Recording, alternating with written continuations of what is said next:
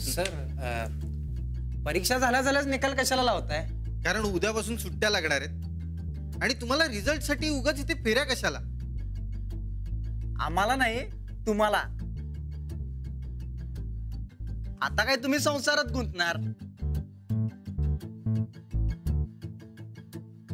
अरे हो, सरांना वेळच मिळणार नाही ना नंतर. झालंय सगळ्यांचं? सांगू आता रिझल्ट? म्हणजे आता पहिला नंबर अंजलीचाच असणार आहे माहितीये आम्हाला. आमचं काय तेवढंच सांगा आता. बरोबर आहे, पहिला नंबर अंजलीचा आलाय. तिला 70% गुण मिळाले.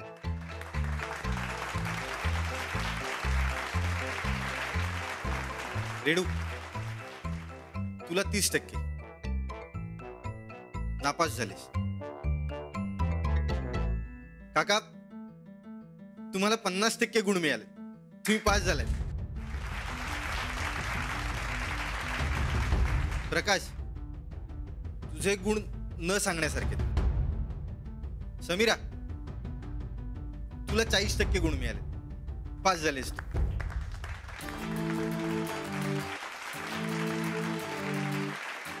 राहुल, तू नापास झालास.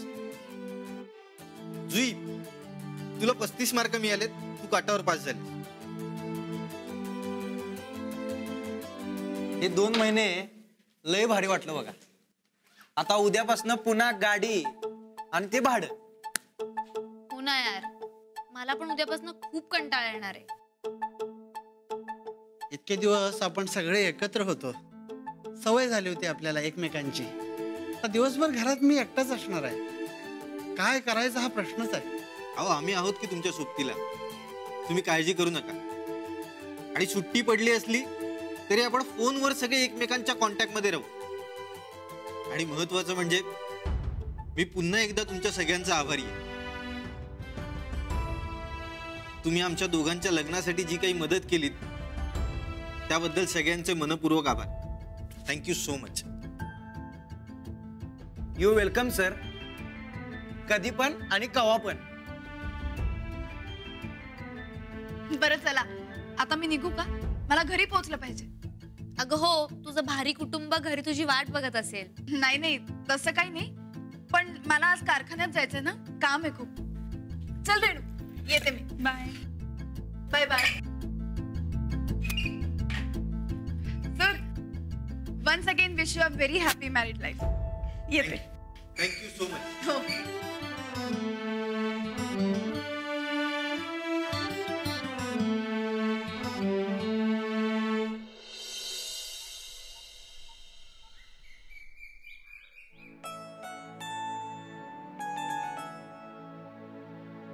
आबा, तयार झाला तुम्ही? अरे माझ्या पोराचा सत्कार म्हणलं मी तयार असणारच की. हे बा, आता गोदा काय चहा प्यायलो की अजून तरतरी येणार. एकदम जोशात जायचं सत्काराला. काय जोंधळे तुम्ही तयार व्हा की. नाही साहेब, नग का? माझी तब्येत बरी नाही. बघा, दवाखान्यात जा म्हणलं तर ती बी ऐकत नाही. अरे काय पहिलवान, हा यायचं नव्हे कारखान्यावर. अंजलीबाई कुठे? अरे ती येते, काळजी करू नको. तिला घेतल्याशिवाय जायचं नाही. तू तर आधी तयार हो. होय, आलो लगेच. ये लवकर. सॉरी सॉरी सॉरी, उशीर झाला का? हो नाही वहिनी, पण आवरा लवकर, लगेच निघायला पाहिजे. हो, हे आले का? ये बघा, बायकोला नवऱ्याची काळजी, नवऱ्याला बायकोची काळजी. आता तुझ्याबद्दल विचारत होता. जा लवकर तयारून खाली आले मी लगेच. जा. आबा, कारखान्यातल्या नवीन मशिनरी येतली, एक नंबर क्वालिटी आहे बघा.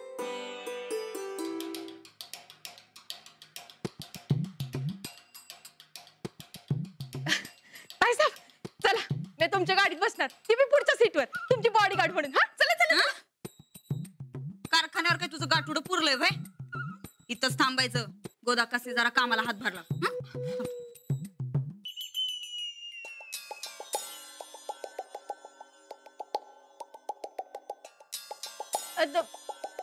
थोरले ताई साहेब. गोदाक्का, अगं काय झालंय? काय नाही. ते काय नाही, उद्या राहणार संकट दवाखान्यात जायचं म्हणजे जायचं. चला, तयार होता मी. या.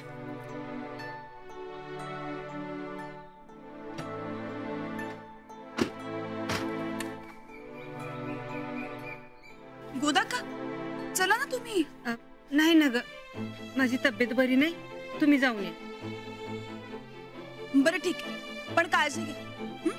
येतो आम्ही.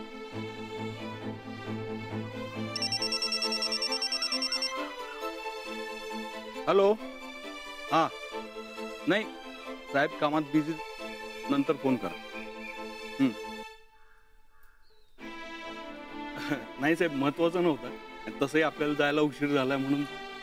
कार्यक्रमापेक्षा काम महत्वाचं हे कायम लक्षात ठेवा.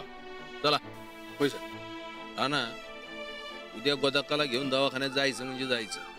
वया बा. चला दादा चला.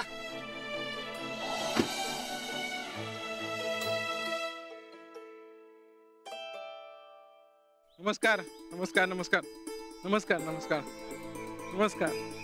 अरे झाली की नाही सगळी तयारी? साहेब कवा पण येतील बर का. आले या साहेब. नमस्कार या साहेब. नमस्कार. लई दिवसांनी कारखान्यावर आला. कस काय चालला कारखाना? एकदम जोरात. सुरेश जावळनी संपाचा प्रश्न चांगला मिटवला. सगळे राहण्यात आणि वहिनीमुळे झाले बघा. चल.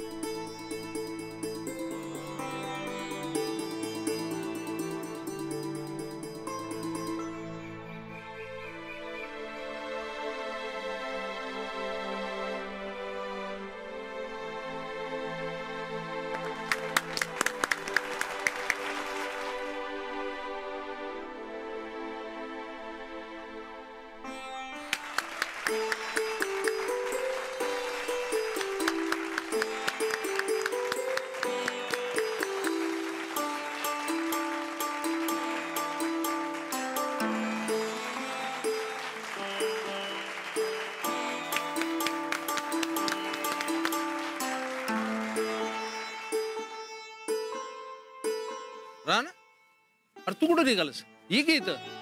नाही आबा, अहो मी शेतकरी आहे. मी माझ्या शेतकरी भावांसंगत बसणार. अंजली तू?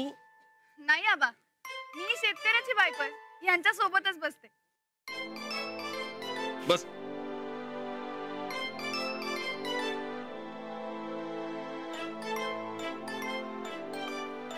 करा सुरू कर. आदरणीय शिक्षण मंत्री प्रतापराव साहेब, इथे जमलेले सर्व शेतकरी बंधू आणि इतर मान्यवर यांना सांगण्यास मला अत्यंत आनंद होतो की आपल्या साखर कारखान्याचा 14वा गळीत हंगाम अत्यंत दिमागदारात सुरू आहे. चालू गळीत हंगामात आज अखेर 2,74,000 मेट्रिक टन ऊसाचे गाळप होऊन जवळजवळ 11% साखर उतार्याने 3.5 लाख क्विंटल साखरेचे उत्पादन होऊन कारखाना पूर्णपणे सक्षम सुरू आहे. या वर्षी दैनंदिन गाळपात प्रतिदिन 1,000 मेट्रिक टनाची वाढ होऊन 4200 टन गळीत होत आहे. आणि कारखान्याच्या या यशाचं खरं कारण आहे कारखान्याची अत्याधुनिक मशिनरी.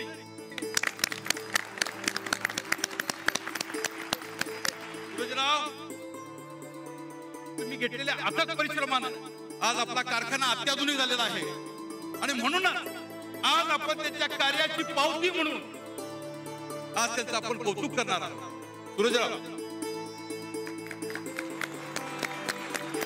नमस्कार नमस्कार नमस्कार. धन्यवाद.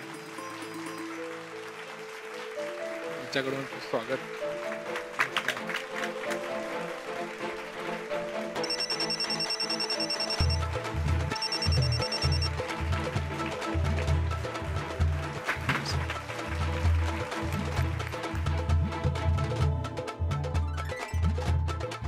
अजून एक कौतुक आम्ही करणार आहोत, ते म्हणजे सूरज साहेबांचे थोरले बंधुराज, एक प्रगतशील शेतकरी आणि आपल्या सगळ्यांचे आवडते वज्रकेसरी पैलवान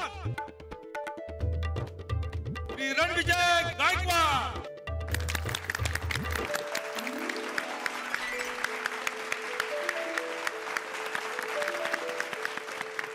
या वर्षीचा गळीत हंगाम जर कुणामुळे यशस्वी झाला असेल तर आपल्या लाडक्या राणादामुळे.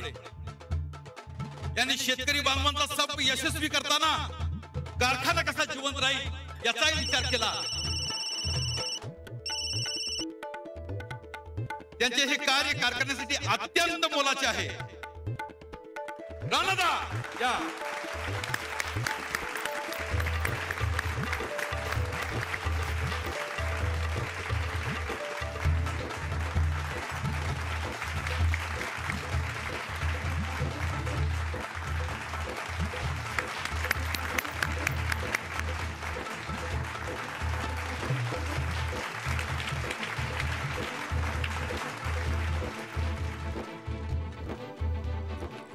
साहेब, किती बी झालं तरी साहेबांचा मान आम्ही नाकारू शकत नाही. त्यांनी आज आम्हाला 4 मार्गदर्शनाचे शब्द सांगावेत अशी मी त्यांना विनंती करतो.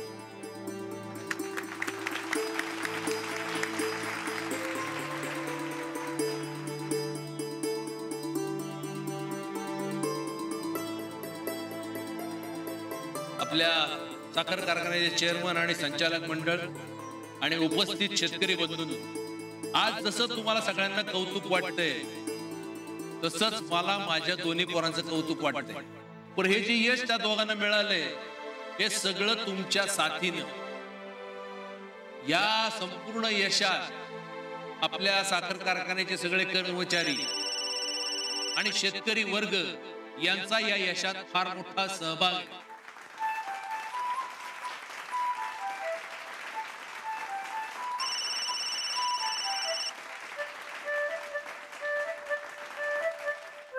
आणि सचोटी हे यशाचं मोठं कारण आहे.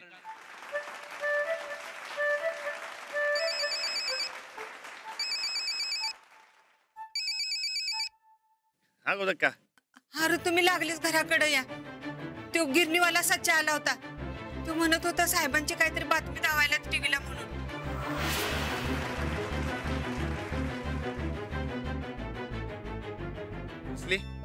ते मला नाही ठाव, पर तुम्ही लागलीच या बाबांनो.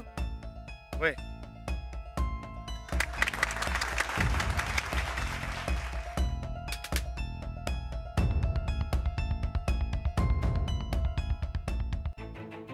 काय झालं? गोदक्क म्हणत होती आबांची कस तरी बातमी दाखवली टीव्हीवर. घाबरली होती हो. आपल्याला घराला लवकर बोलवलंय.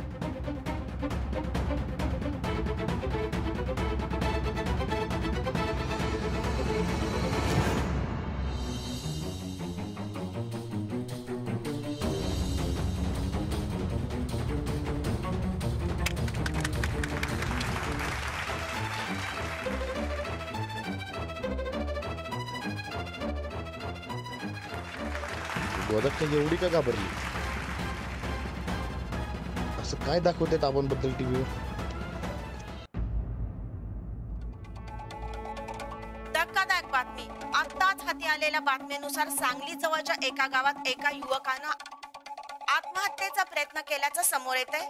हा युवक शिक्षक भरतीसाठी प्रयत्न करत होता असं समजतंय आणि आत्महत्येचं कारण राज्याचे शिक्षण मंत्री प्रतापराव गायकवाड हे आहेत असा आरोप होतोय आणि तशा आशयाचं पत्रही सापडलं आहे. ज्या युवकाने आत्महत्येचा प्रयत्न केला त्याची परिस्थिती देखील गंभीर असल्याचं समोर येत आहे.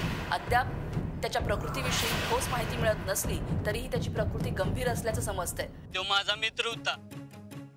शिक्षक भरतीसाठी लय प्रयत्न केले त्यानं. त्याला काम मिळालं नाही.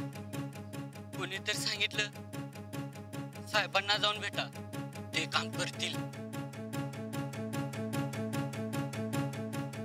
15 लाख दिलं तर काम होईल लगेच असं कळालं म्हणून घर रान सगळं विकून पैशाचं तडजोड केली.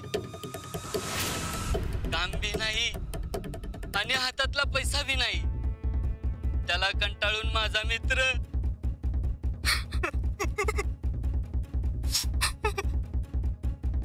माझ्या मित्राला न्याय द्या साहेब. साहेब माझ्या मित्राला न्याय द्या हो साहेब. एकंदरच सर्व स्तरातून आता प्रतापराव गायकवाड यांच्या विरोधात संतप्त प्रतिक्रिया उमटू लागल्या आहेत. वेगवेगळ्या स्तरातून लोक रोष व्यक्त करतायत. गायकवाड साहेब तर वरवर एकदम साधे दिसतात. आतनं असं काय करतील असं वाटलं नाही हो कधी. अनेक लोकांना नोकऱ्या लावतो म्हणले होते ते. नोकऱ्या काय मिळाल्याच नाहीत. आता आत्महत्या करण्याशिवाय पर्याय ठेवलेला नाही यांनी काय. तुम्हीच सांगा आता आम्ही काय करावं. प्रतापराव गायकवाड यांच्यावर आता थेट आरोप होताना दिसत आहे. लोकांचा राग देखील वाढताना आपल्याला दिसतोय.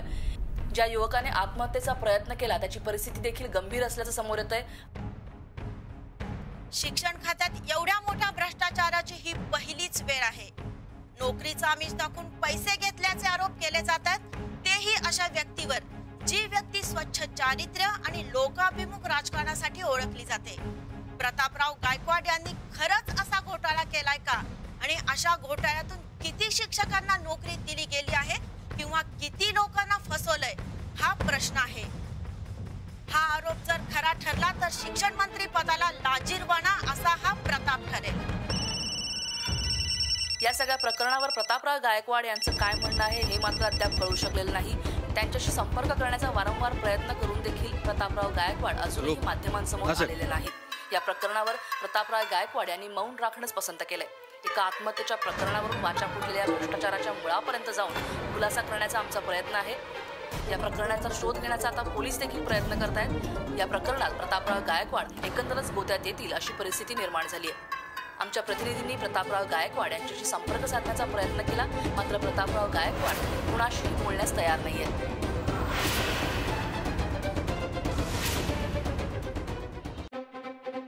आता या प्रकरणावर पक्षश्रेष्ठी आणि मुख्यमंत्र्यांचं काय म्हणणं आहे हे मात्र अद्याप कळू शकलेलं नाही.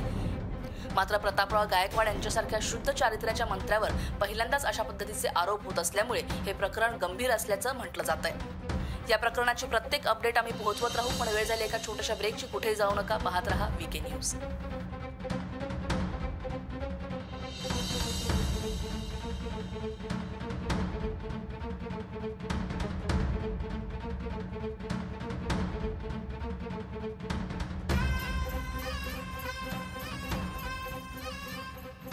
हत्याचं नव्हतं झालं पाहिजे बघ या गायकवाड कुटुंबाचं.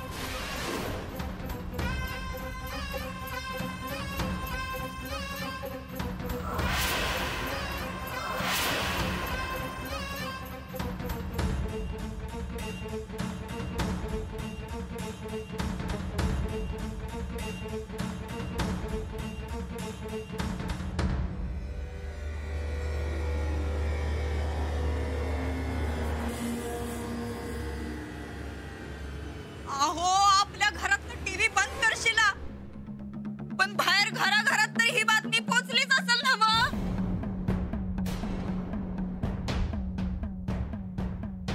अहो, आपल्या समद्यांची तोंड बंद होतील, पण बाहेरच्यांची तोंड कोण बंद करणार.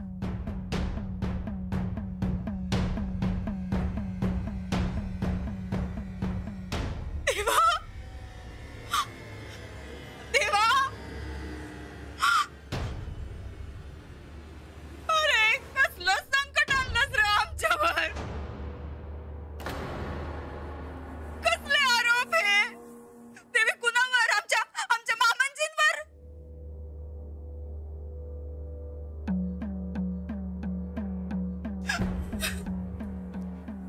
आमच्या देवासारख्या मामांजींवर पैसे घालण्याचा आरोप. नाही नाही नाही नाही नाही, कलियुग आहे, कलियुग आहे.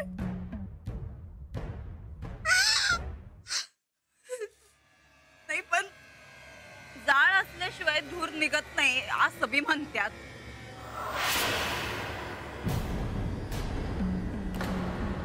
नंदिता, अहो नाही म्हणजे, अहो बघितलं नवं हे टीव्हीवर काय दाखवायला तो. अहो, आमचं मामाजी असलं काही बी करणार नाही याची फुल गॅरंटी आहे आम्हाला. पण कुणी तर काय तर केलं असलच नवं. त्याच्याशिवाय असं कोण जीव देत आहे भाई. बस सांगायला लागलो तुला आता. जोंधळे मामा कुठे आहे? ओ जोंधळे मामा, इकडे या, इकडे या. काय हो, तुम्हाला मामांची संकट कशाला ठेवलंय हो? नुसती बॅग धरायला काय? हे समजा होत होतं तेव्हा तुम्ही कुठं होता? काय करत होता तुम्ही? असं आतल्या काही गोष्टी असत्याल तर त्या बाहेर पडू द्यायच्या नसत्यात. आता हे आम्ही नव्यानं शिकवायचं काय तुम्हासनी? हे जे आरोपाचं वादळ उठलंय ते लई बेकार दिसतंय. अहो, त्यांना समजा घर नको गिळायला. हो,